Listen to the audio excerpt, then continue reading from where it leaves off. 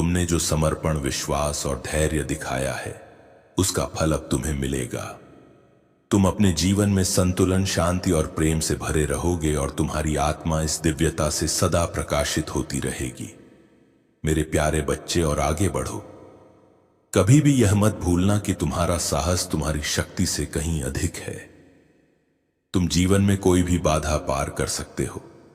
बस अपने भीतर महादेव की ऊर्जा महसूस करो और उसी के साथ आगे बढ़ो।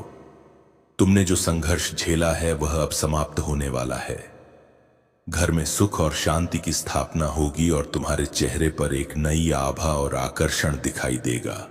पहले की तरह आत्मविश्वास की कमी अब तुम में नहीं रहेगी। तुम्हारा तन और मन दोनों आत्मविश्वास से भरे रहेंगे। तुम्हारे शत्रु जो कभी तुम्हारे सामने थे, अब तुम्हारे मार्ग से दूर चले जाएंगे। चाहे तुम कहीं भी हो, मुझे हमेशा याद रखना। आज मैं तुमसे एक परीक्षा लूंगा और इसमें तुम सफल अवश्य होगे। परीक्षा का मतलब है जीवन में एक नया मोड़ आना। यदि परीक्षा तुमसे नहीं ली जाती तो तुम कभी भी आगे नहीं बढ़ सकते। यह याद रखना कि दूसरों का बुरा करके कभी किसी का भला नहीं हुआ। बुराई कभी किसी को विजय नहीं दिला सकती।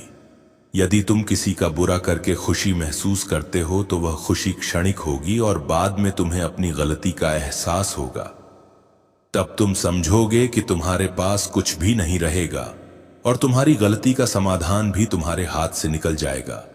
मेरे प्यारे बच्चे, अपने जीवन को पवित्र बनाओ और अपने भाई बहनों की सहायता करो, क्योंकि यही सच्चा मार्ग है।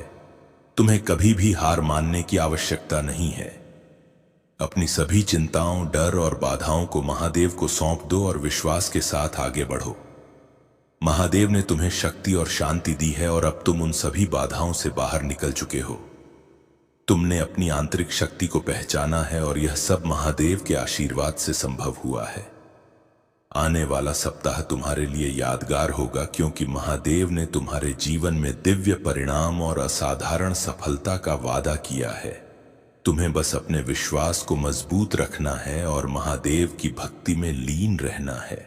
तुम्हारे जीवन में जो भी उतार चढ़ाव और चिंताएं आ रही हैं, वे सब महादेव की कृपा से समाप्त होने वाली हैं। तुम्हें इस बात की कोई चिंता करने की आवश्यकता नहीं है कि भविष्य में कोई विपत्ति तुम पर आ सकती है। महादेव के स्वभाव और उनकी लीला को कोई भी आज तक पूरी तरह समझ नहीं पाया है और यही उनकी दिव्यता है। जो भी कुछ होगा वह तुम्हारे भले के लिए ही होगा, क्योंकि